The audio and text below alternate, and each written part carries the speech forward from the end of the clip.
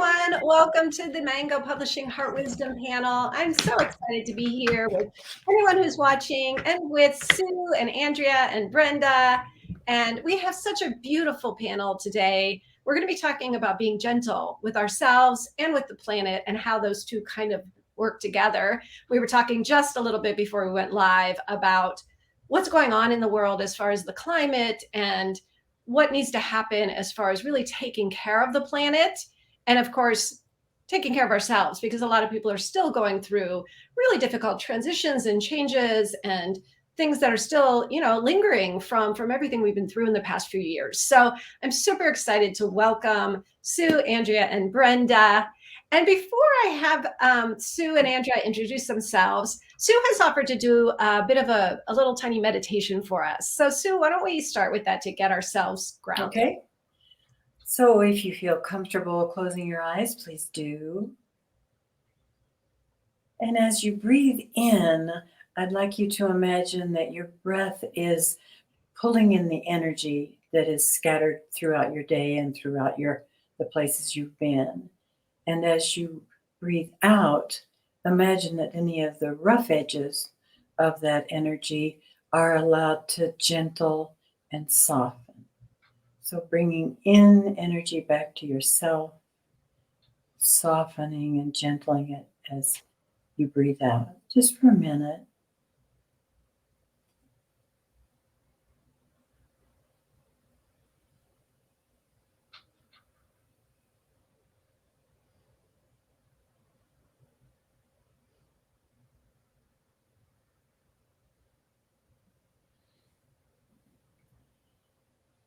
And then as you're breathing out and gentling, I'd like you to imagine that you are sending that gentled, softened energy to yourself and to our mother, the earth. It doesn't matter if you see it or feel it or anything, just an intention to send out gentle breath and energy to yourself and our mother.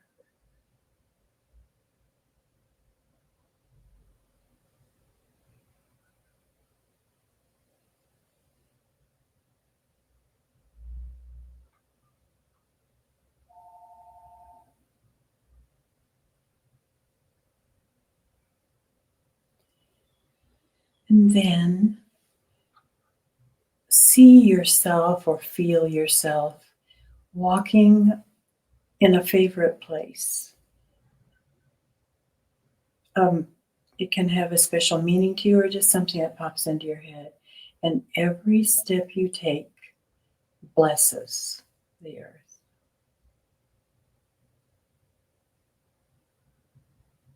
You may see it put light out in your footprint or spread water, or you may just feel that as you walk on this earth, every step you take blesses her.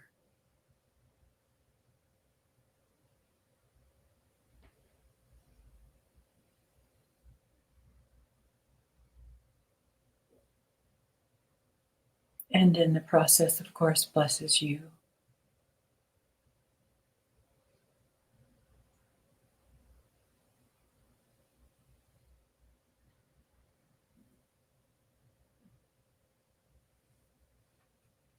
Holding the thought that you are a blessing, open your eyes and come back to the panel.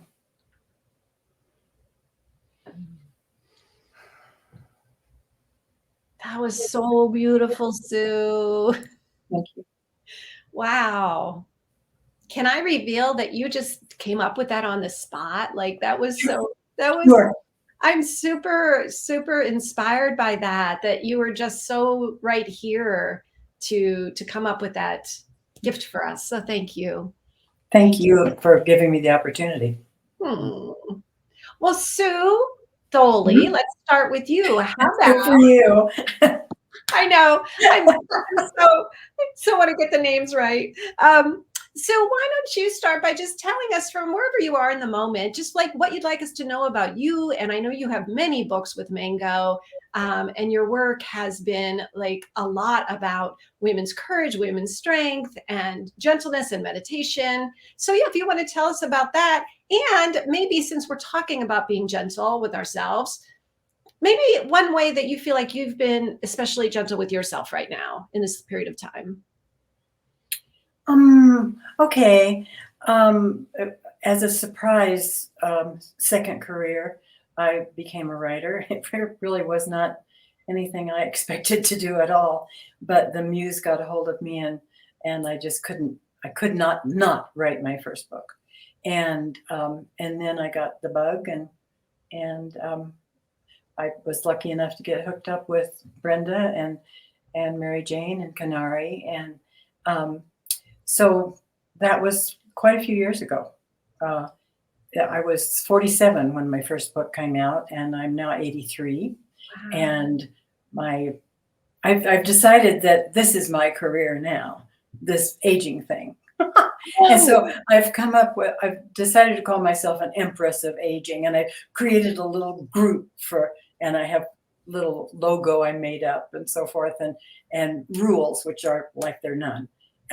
And I'm sending those to my friends who are over 80. And it's an incredible blessing because I've put out so far 10 of those cards and stuff. So I don't know exactly when it was, but it was before I started writing that I came up with my motto of live gently with yourself and others. And of course, like most of the stuff that we do, it came because I needed to do that. And I've gotten pretty good at it. Recently, I just came back from a trip in the Bahamas to swim with dolphin. And I had like a heavenly experience with a mother and baby dolphin. And the rest of it was pretty much laced with hellish experiences. So one of them, which really triggered some terror in me, in my mother's self. And when that worked out okay, I was expressing my feelings to people who really should have known better. And they were telling me what I should do and what I shouldn't do. And if I just thought this way and I thought that way. And I'm not a real good confronter, but I just said, probably just like this, stop it. Do not tell me one more time what I should or shouldn't do. I know that and I'll get to it. But right now, your job is to listen to what I feel.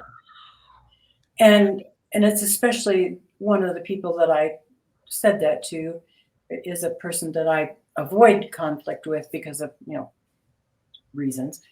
But it just was a time when I just had to say that. And there was another part of that too, but that where I stood up twice and actually said, this is unacceptable behavior in so many words, gently, but in kind of as my very own champion.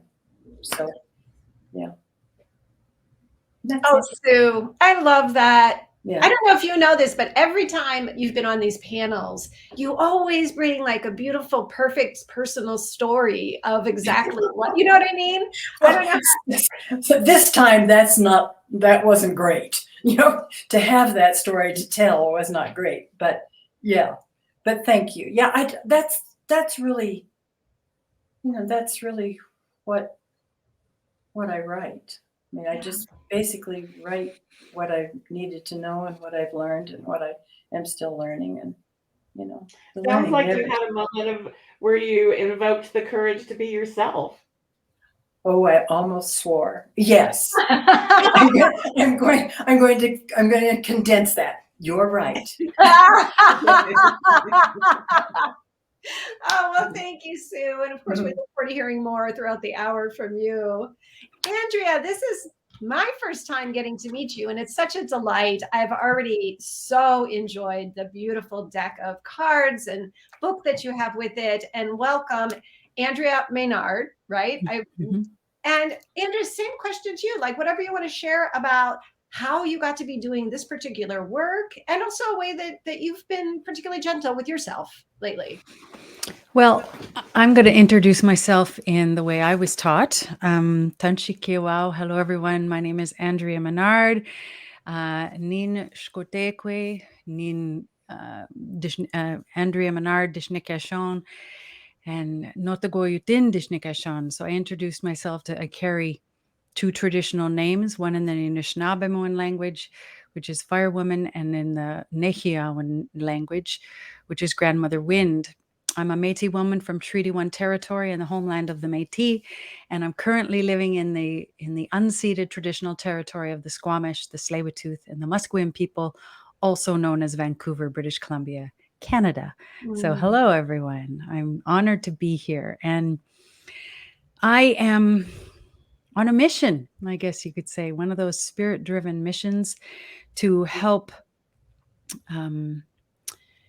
help the world move into balance in the way I know how. The way I've been taught by my elders is that we're living in the time of the rise of the sacred feminine, which is a time that, according to many elders and many male elders who came out of fasts and ceremonies, said, I was told that it's going to be the time of woman, that women are leading us into the next era.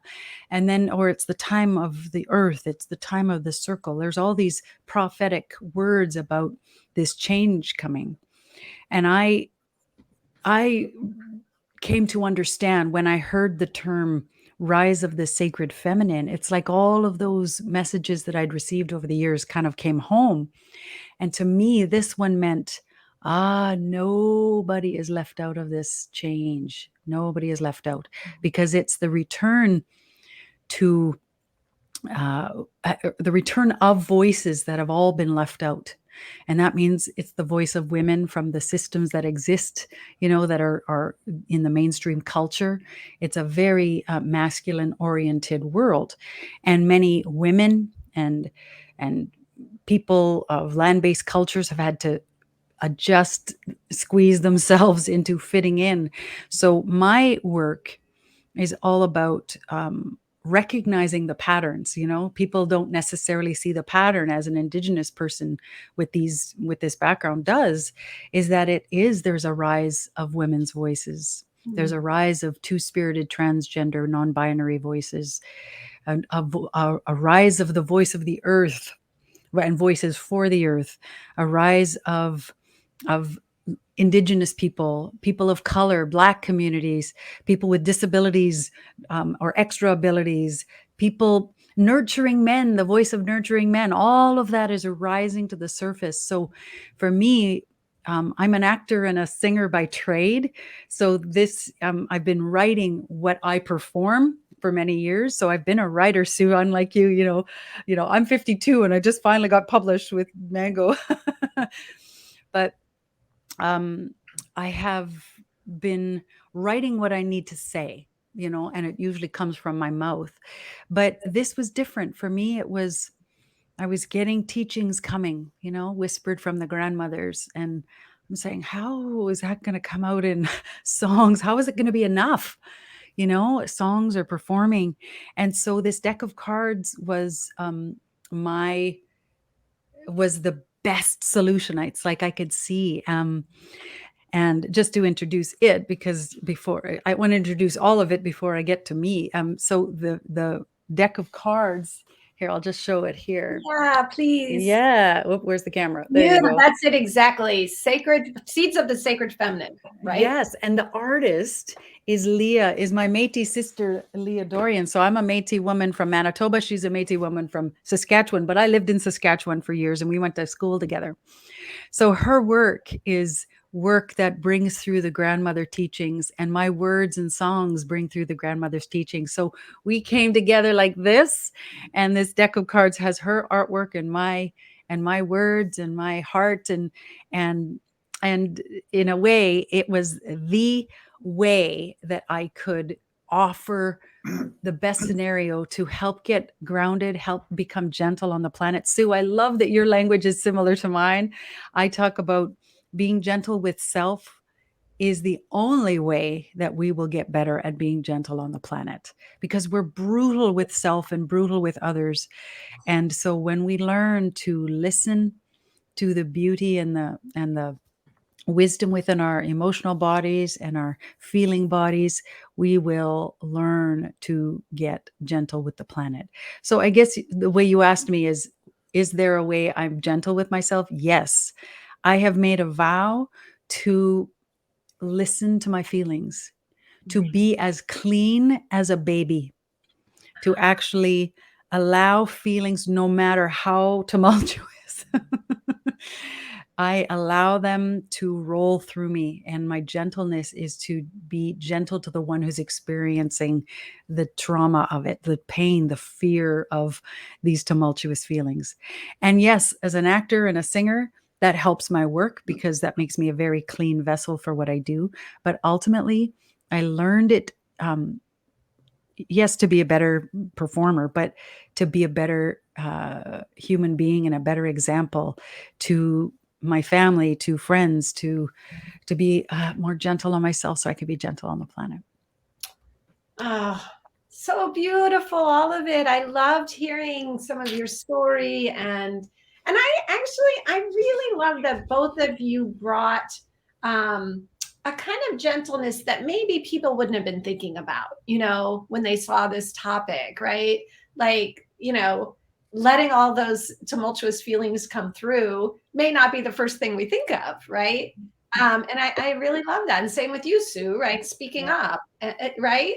But this is what's so beautiful about, I think, and Brenda, I'm going to get to you in just a second to have you introduce yourself. But I think one of the beautiful things that you bring to us through your authors is always a complexity, I think, that is, to me, I always learn so much, So Brenda, let's have you. You're the publisher of Mango. You're the one who brings all these amazing people together. Welcome. What do you want to share with us? And before that, I was at Canary Press where I met Sue Patton Thoele and Mary Jane Ryan, who are Mary Jane is like secretly involved in both in the card deck too. And there's a fun story that I only discovered like a few months ago around that. But and before that, I worked at Harper San Francisco, which was the philosophy, religious, and spirituality division of HarperCollins, and that publisher who recently passed away. He was a gay man that founded this very large publishing house in San Francisco, and he was dedicated to all spiritual traditions being heard. He thought that everything, from conservative Christianity to Wicca, that everything mattered and should be expressed, and that we should all just know about it. And he said, stir the waters of reflection, which is like a lovely way to say that.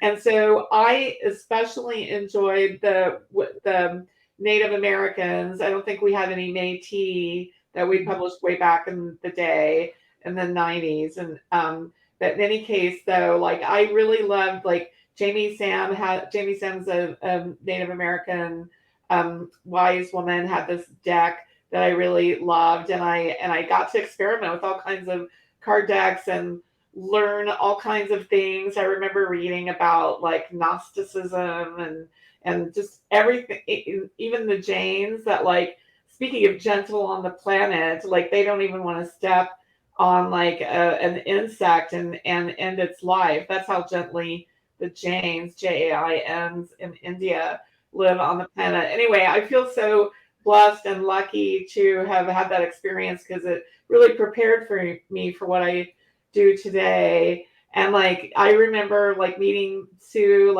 many moons ago, and we would see each other in Denver at the New Age trade show and always get to commune. But I would say myself and well over 1 million other women have enjoyed the wisdom of Sue. She sold over 1 million books of her women's books. I mean, I understand because it's deep wisdom that is written in such a way that you can accept it and then you can accept yourself more by reading it.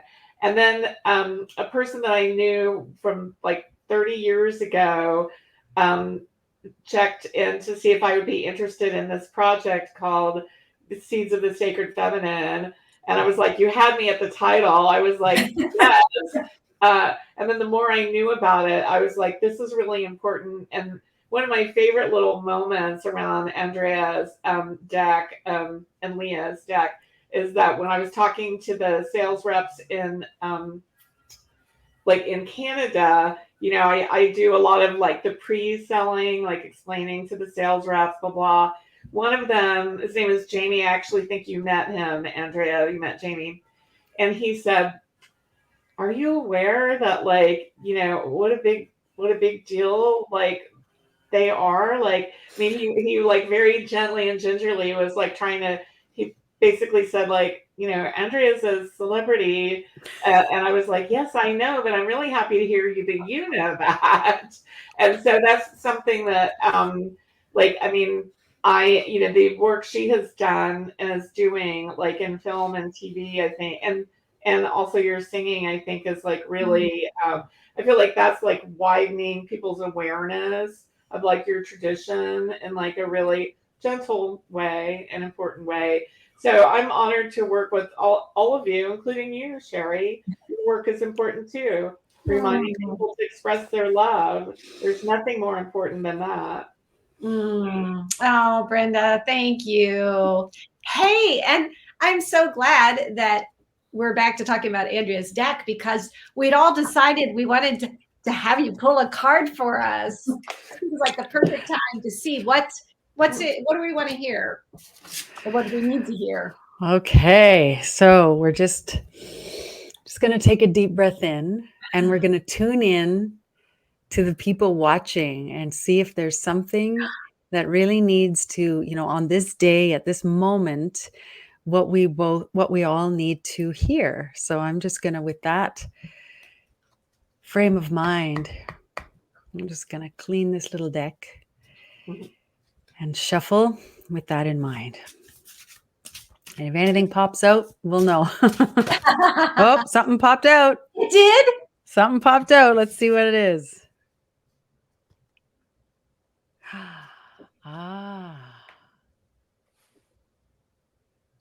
You might have to read it to us. Release your shame. Release your shame. Oh my Release your goodness. shame. Andrea, do me a favor and hold it just a tad closer. That artwork is just spectacular. I know it's hard. know. That's it right there. Oh my goodness.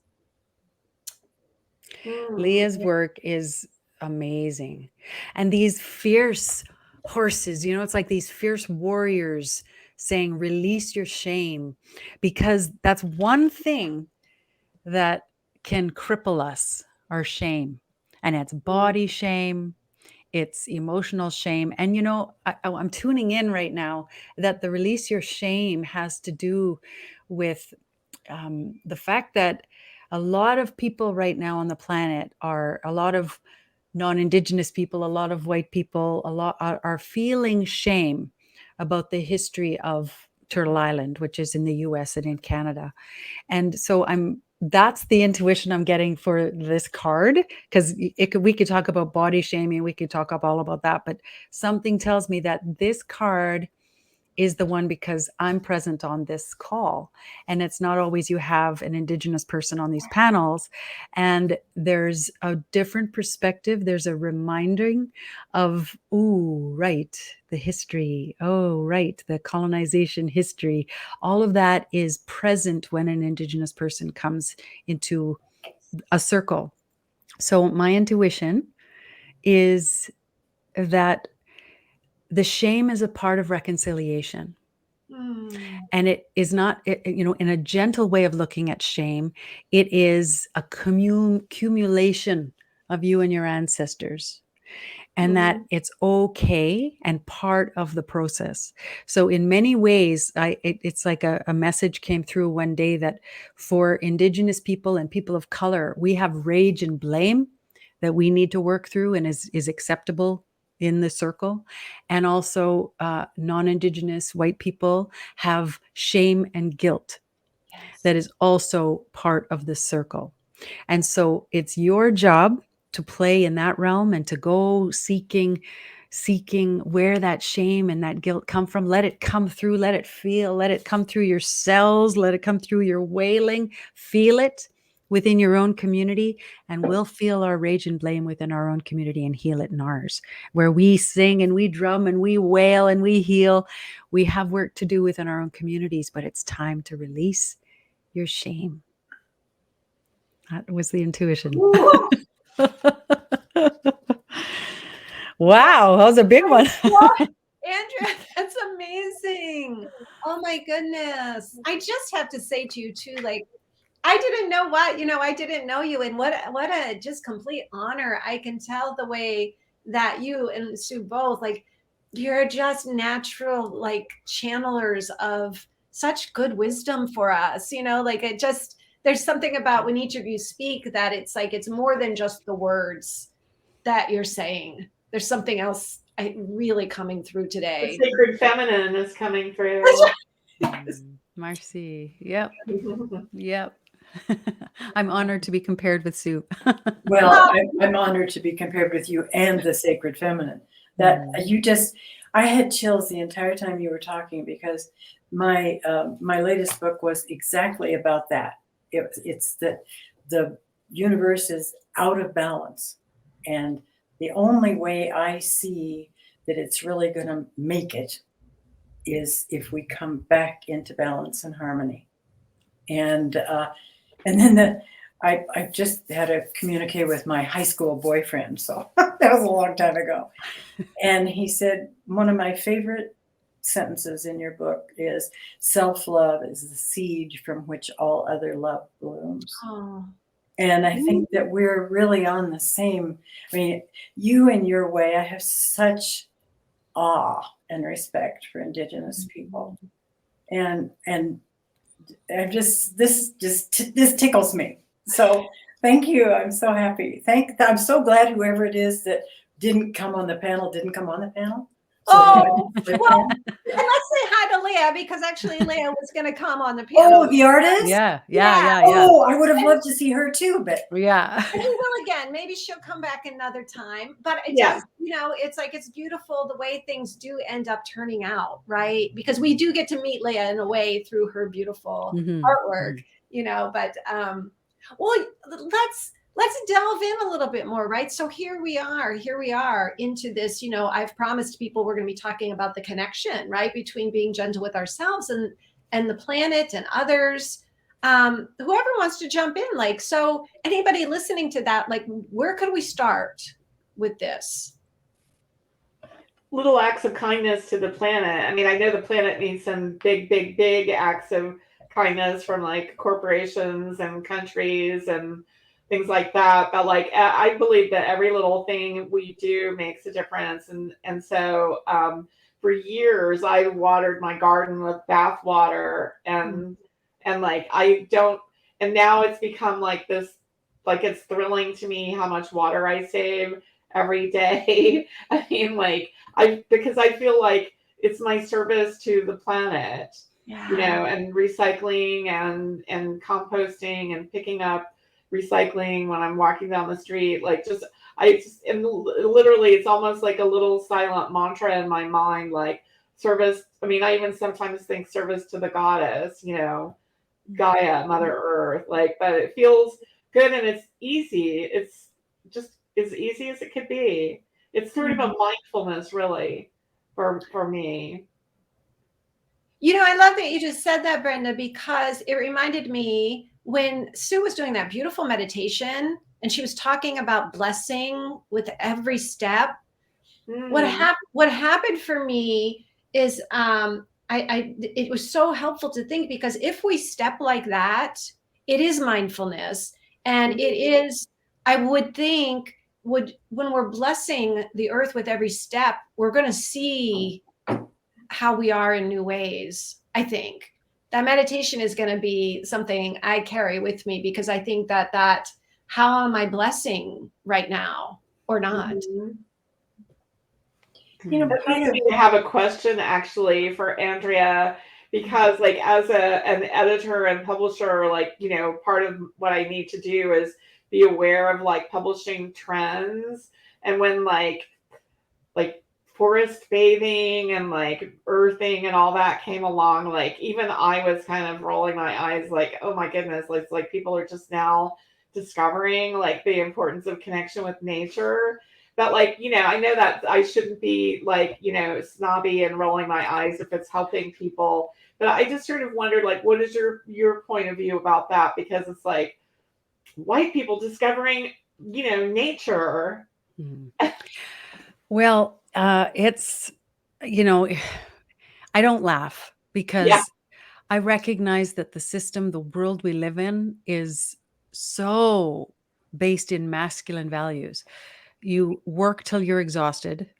You stay inside. You stay away from the elements. Nature is scary unless it's seen on a TV or in a photograph.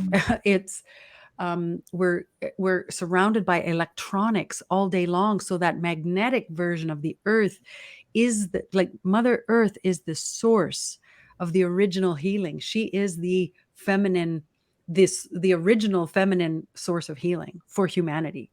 She, without her, we cannot be healed. She has, just her energy alone balances us and grounds us and soothes us and levels out, like grounds those magnetic energies. So it's no accident that people don't know about the earth. Mhm. There's been nothing to train. The system is self-perpetuating, and it's brilliant in keeping people disconnected.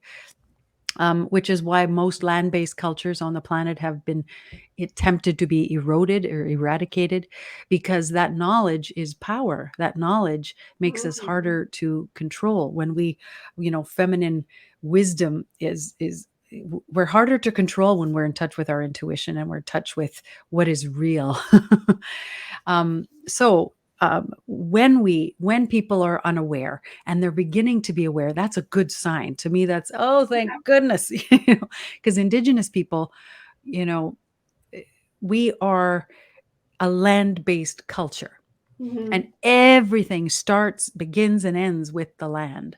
So in my little deck of cards, if some people will just go, oh, that's really simple teachings, like go for a walk is one of them. But it's, Sue, you get this, right?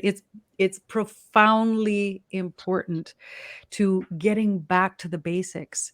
So I honor all of the teachings coming about connecting to earth, because we are nothing without her. And for me, Indigenous people, we go way deeper, but we know that the basic level is connect to the earth. Actually listen to the wind, listen to the birds. Did that animal come into your path right now because you were given a message? It's like, tune in and become aware. So any way that you all of a sudden notice the earth, or go, oh, when I put my feet on the earth, it feels amazing, or I feel good. Yay, go for it. So, that's why start at the basics, and we'll go from there. We'll go from there. We got a long way to go, but we'll start with the basics. I want to add to that. Thank you. I'm just kind of teary here, but I want to add to that if we're not gentle with ourselves, we remain in fear. And when we're in fear, we have to be safe. And if we have to be safe, we have to do what most people are doing and what is regular. So that's the masculine, is what's apparently safe. I don't happen to believe that, but that's the regular. So to me, that's one of the connections for this idea of gentle with ourselves as a grounding, because that keeps us safe no matter what. In this experience I had, I'm going to go ahead and tell it, just because I will tell it briefly. But I was in the water. I'm not a strong swimmer, and I have swum with dolphins for years, not for 6 years now because of COVID and stuff. But I had I saw a mother and baby coming toward me gently, gently, gently. Oh. And they came up, and that mother, this is a wild animal, that mother put her baby, which was probably only about 3 feet long, so very, very young, sandwiched that baby between myself and her. If I had reached up, I could have encircled them both. And then, very gently, she moved off. In less than 15 minutes, I was in mortal fear that I had 3 kids in the water. Well, kids, they're you guys' age. But 2 chosen kids and biological kid in the water, and we lost sight of them because a squall came up and a storm. And we were out of sight, and the captain was very there were just 2 of us on the boat. It was a private boat, and it was a new boat for him. He was very, very didn't have enough experience, and he didn't even know how to get where we were, the longitudes and so forth, and had to figure out how to use the radio. For an hour, we were out of sight of those kids. I kept going back to that experience. Were you trying to tell me that my baby will be okay? Oh. Is that what you were telling me? Mm. And I just hung on to that. And then right before I saw them again, a whole pod of dolphin came up to the side of the boat, and one of them was doing that very rare, was pretty rare, behavior of slapping the water with their tail. And I said, I know you're trying to tell me something. You got to make it clear. And I heard my son. and I, in a little bit, I caught a glimpse. But it was like, and then we knew where to go. We didn't know where to go. So I consider that a miracle, but it was so exalting. It was just so exhilarating, and then so terrifying. But to be able to go back to, there was a point here and I've lost it. So anyway, if you can make one, do it. Sue, I see the connection. It's like you were 100% recognizing the wisdom of the natural world, and you did not doubt. You just went, got a message for me, got it, taken. You received that wisdom from the earth, right? That's the example of what it looks like. It's beautiful, beautiful. And thank you, Sue. Thank you for sharing. I know that's like a highly personal story, but so beautiful. I know I was just like sort of, my heart just gripped listening to you.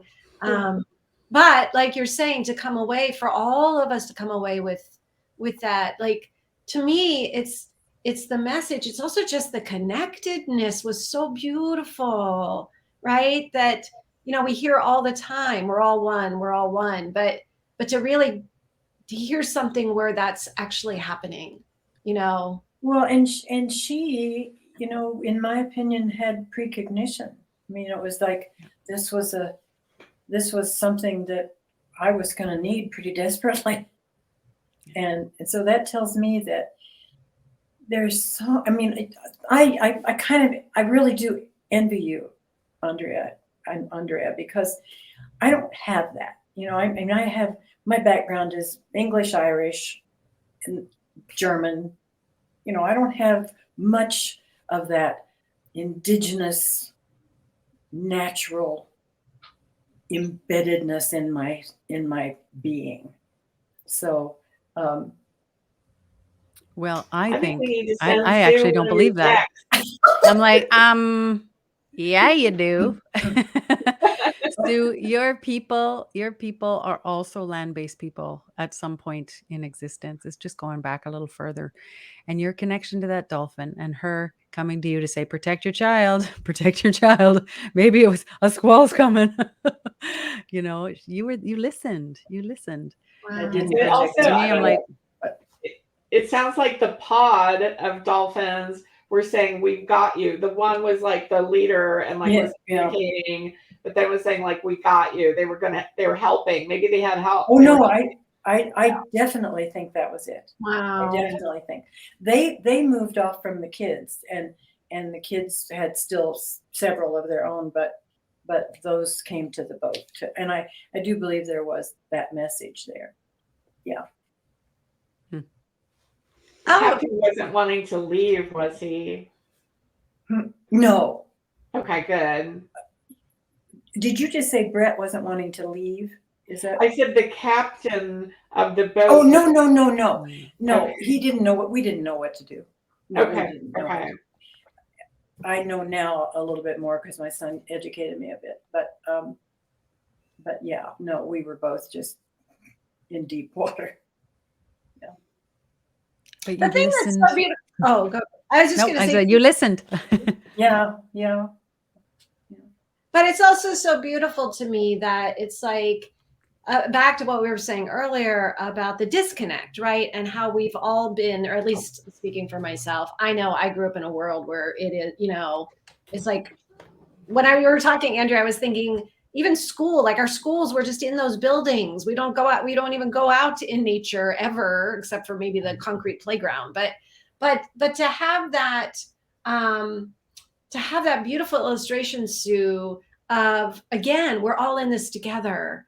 To me, I just keep thinking we're all in this together. Whether it's the planet itself, or the plants, or the animals, or the humans, or it's like we're all, and it's how do we come back to that? And maybe it's the hopefulness, like, Brenda, what you're saying about some of the books that we're seeing, and people are, or Andrea, when you're talking about that, we are coming back.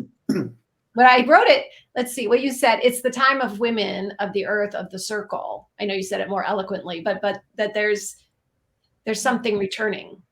The rise of the sacred feminine, yeah. Which is gentle in nature, right? Sue's books, part of the rise of the sacred feminine. Mango Publishing, Finding Us, rise of the sacred feminine. Those dolphins, listening to the dolphins, rise of the sacred feminine. Just the fact that we actually say yes to the listening, because Indigenous teachings are all about the interconnectedness of everything. One of my elders talks about that, like when you look at a drum, there's like, we're all sitting in a circle together. All of creation is a circle, and we are all equal. Everyone in a circle is equal. Everything in a circle is equal. There's not one more important than the other.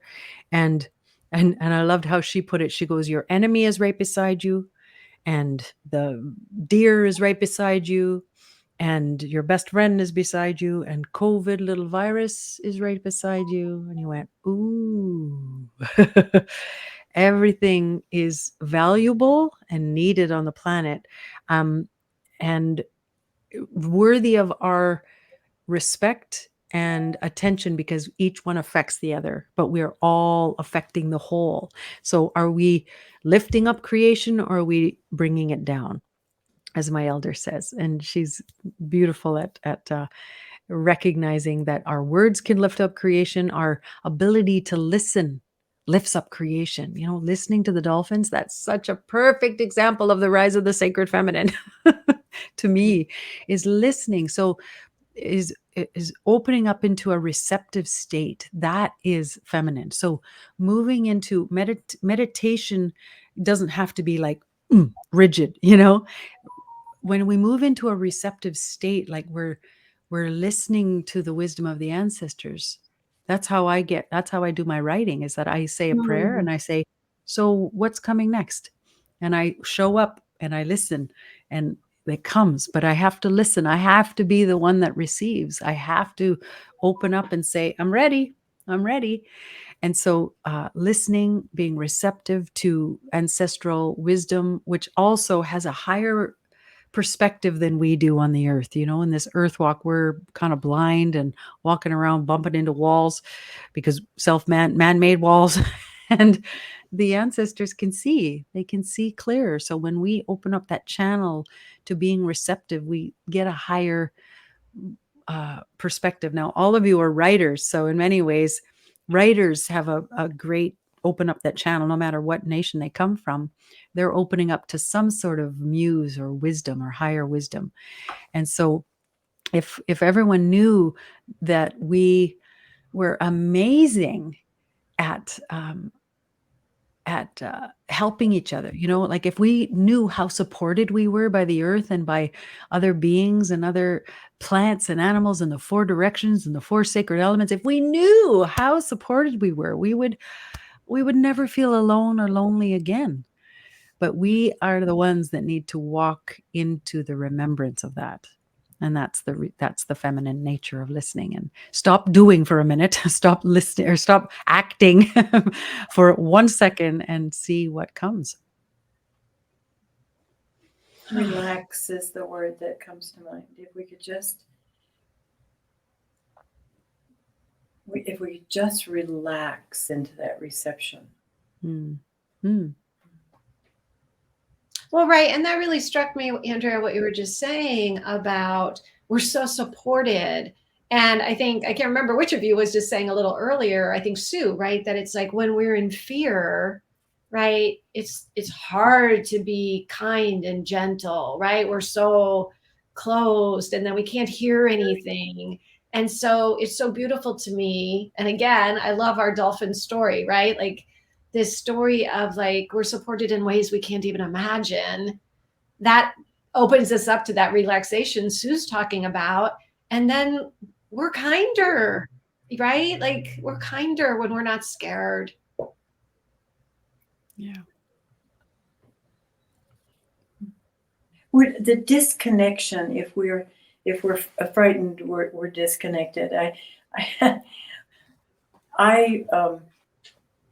had an experience in the airport coming home. There was yet another crisis after the losing in the ocean crisis, and that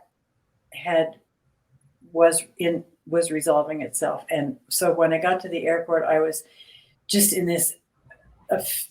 I was infused with gratitude, and I must have been emanating something, because everybody in the airport, or maybe it's just the white hair and that I'm really old and look at now, but it was everybody wanted to help me.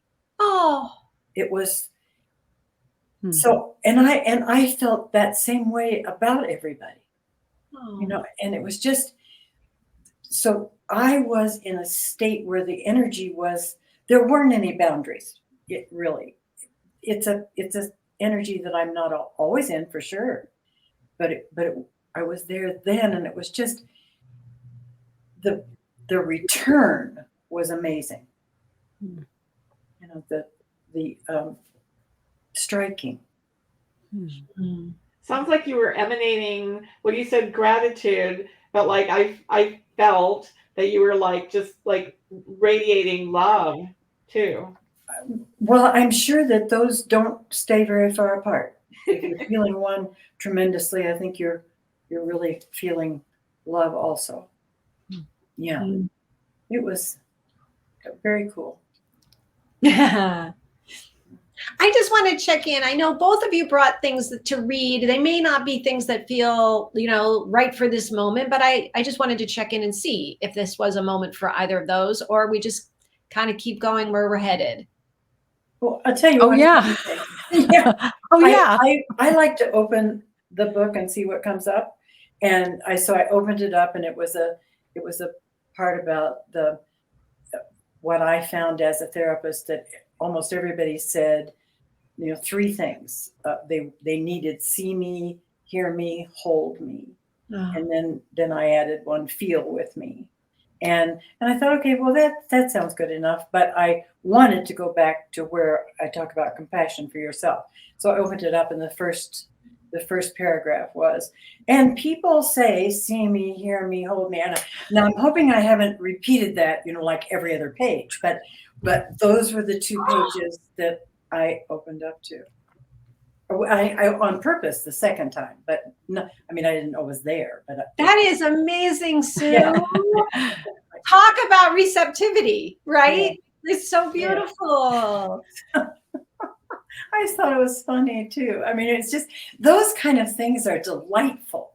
So Mhm. when we can, well, you signed an email, delight, Sherry, and I love that. That's just we don't often feel that, but when we do, it's so well. It does have light in it, after all, everybody. But so the more light, the better.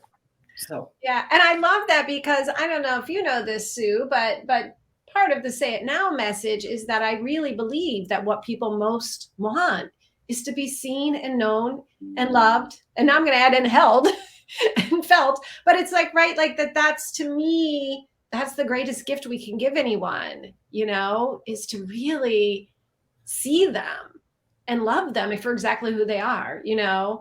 So I love that that's what came up for you. did I'm you like, did you have something, Andrea? well, no, I was going to say, you want to read a little bit, Sue? No, I don't mind sitting back. not really. That was the message. All right. Well, I feel like I also, the card itself was going to be my reading, but in many ways, it was bigger than the book. What I said was bigger than, and I wanted to introduce sort of, the rise of the sacred feminine and the grandmother teachings. But so I was going to read the beginning of the book, but in many ways, I feel like we covered all of that too. So, we didn't need to read. We just shared from our hearts, and that also is very feminine in nature, isn't it? Going with the intuitive flow of yeah, maybe we'll do it, maybe we won't. If we were rigid with our schedule, we would have lost, we wouldn't have listened to the inspiration that came. So yay, us. You know what? And that's so beautiful, Andrea. I often leave, and Brenda knows this because I say it every time when I end these panels. This is with this like beautiful like sense of open-heartedness and just gratitude to the people who have been here, because to me that's where the real the delight, Sue, right? The delight is that it's not just each of us saying, I'm going to bring this, I want to say this, but I feel like we're inviting in everything else that wants to come in, which I know sounds a little bit, I know I'm not even going to say that, that's what I believe. I believe we're inviting in wisdom from all over the place when we leave space for it. So I'm just delighted at everyone's willingness to show up, because it does take, and here we are again, right? It takes a certain presence to be able to trust ourselves enough to just be here. Yeah. Yeah. But it's also, my Indigenous elders. Well, I was doing more speaking engagements, and I was learning the Western model, right? And doing a TEDx talk, and the professional association, the Canadian Association of Professional Speakers. Like, there's a wonderful, beautiful, logical way to be a professional speaker. And and I took in all that information, and then something was leaving me sort of stressed and cold, although valuable, right? And then I went over to my elders, and they were like, don't write anything down. If you write something down, you won't speak from your heart. And you're like, oh. So it's like I kept getting messages, all these teachings to balance out this other Western model. So it's like I said, okay, I'm a mixed person. Métis people are mixed people. I'm going to take the beauty of both worlds, but never forget that you have to leave space for the grandmothers to speak through you. So, Oh, That's interesting. so well done. We all did. Part of what I have to do, like, when I mentioned way back at the beginning of this Heart Wisdom, is that I talk to the reps about books a lot, and sometimes have to do whole presentations. And only in the last couple of years did I decide to not go from my notes, but to have one word as a trigger word written down to trigger me to say what I wanted to say. And then it got to the point where I was able to speak extemporaneously, and I was noting that it was the best and that it felt best and was received the best. And I was just thinking to myself, wow, how did that happen? Because usually I would study and sort of, it was a bit laborious. The Western model is laborious, right? You have to go by your script, prepare the script, practice. And instead, I was like, I just thought, I'm going to try this. And it worked better than anything. And it doesn't mean that you knew your content, right? You knew Yes. what you needed to say, because that helps. Because if you don't know anything, then then Right. you're just talking. But if you've done the work, and Mhm. then we open up, it's like a balance of the Yeah. feminine and masculine nature, right? Yeah. Well, it allows other things to come through that I hadn't planned too. Yeah. Which was where I was like, what is happening? I like this. Yeah. And Yeah. Sue, Oh, go ahead. sorry, one more thing is, Sue, that safety too, is that sometimes doing the work of, like, that masculine kind of panic working is also causing, okay, now I'm safe enough. Now I'm safe enough to be able to riff, so maybe that's part of it too. We're talking about balance. I mean, we live in this world. We probably came in this world to do exactly what we're doing. And that is to help, well, in my opinion anyway, is to help rebalance her. Yeah. Well, one of my biggest hopes that anyone listening, who's been listening now or who might be listening to the replays, is that, that gentleness of trust again, that has been echoed several different ways in this call, trusting that we're supported, trusting that if we create this space, we can hear, and that we don't have to, I think so much about, at least, the culture I grew up in is like efforting, trying to like push when there's so much there wanting to just sort of gently, guide us. And so the relaxation of that and the gentleness with ourselves, that then of course is also the gentleness with the planet, There was something in, let's see.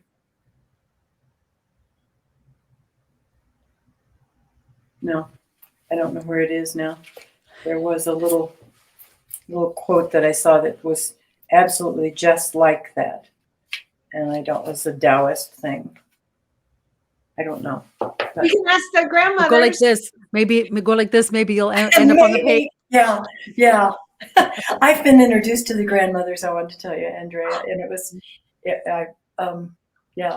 the web of light or the net of light or whatever it is, with somebody in Canada, and a neighbor of mine does every week, and I have come in every now and then. So every time you say the grandmothers, I just envision her story and about how she first saw them and stuff. And so that's been a lovely thing to hear from you. And I can't help but bring Donna Markova into this circle. I keep feeling like she's with us. I don't know, Sue and Andrea, if you're familiar with Donna, but she, I feel like she and her grandmother, right, her grandmother's wisdom, but all of Donna just feels to me like she, I just wanted to bring her in because I just feel like she's here with us somehow. She might be. Yeah. She might. Yeah. Sherry, I wanted to know, like, when we send around the links to this so that people can hear the replay, can we attach like a little notice and link to an event that Andrea has in the fall? It's at like this fantastic bookstore in Canada, and I guess in her region. The name of it flew out. Yeah. Banyan Books. Yeah. Yes, Banyan. Yeah. Banyan Books. Absolutely. I will make sure that I get that information from Andrea. Sure. And I'm glad you're saying it out loud here so people can, we'll also post it. Actually, I can just post it in the comments right now. Is it Banyan? Banyan. Yeah. Banyan. And then also one last thing is that like Andrea has cool news that like TV fans and viewers might enjoy knowing. What is it?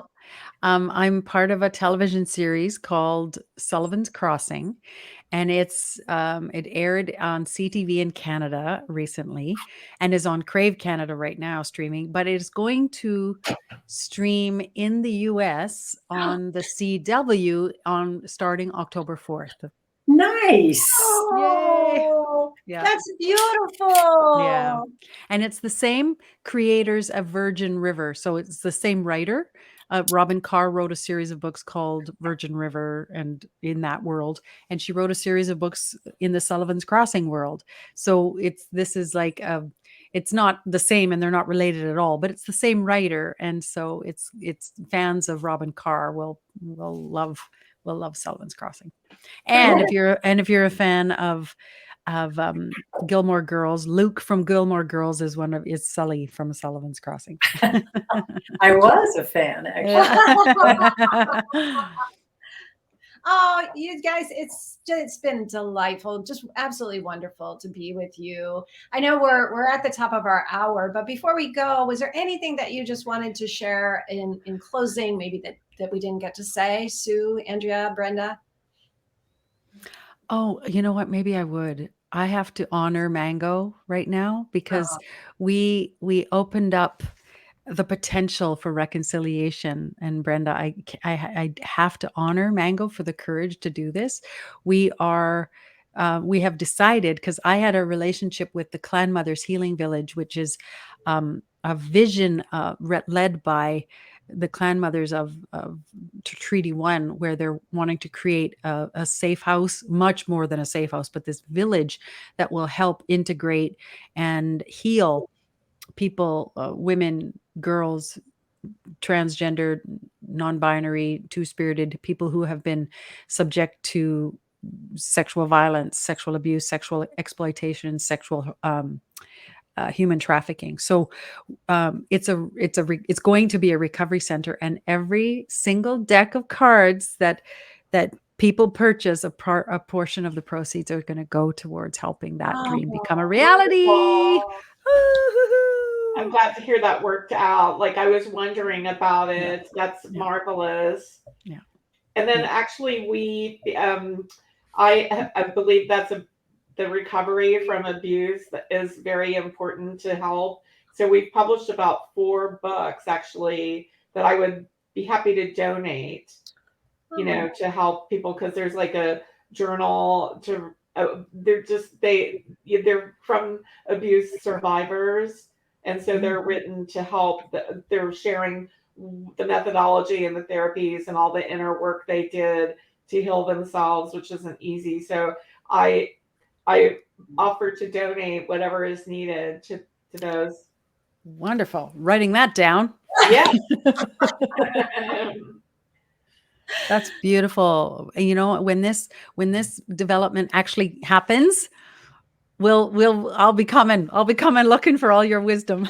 Yeah, I want to go. I want to see it too when it's ready. Yeah. They're hopefully going to have a store and everything so money can go back into the village itself. So it's a beautiful vision, and thank you for sharing in it. Yes. Thank you all so much. It feels like it was much more than an hour. I mean, I know it went fast, but also the depth of it for me. So thank you for bringing in so much heart and wisdom.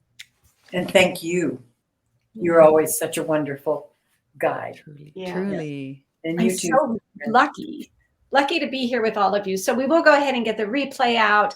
And just for anyone watching now or later, we do these wonderful panels with, they're always just such amazing authors, and keep an eye out for the next one. Love you all. Bye-bye. Bye-bye. Bye. Bye.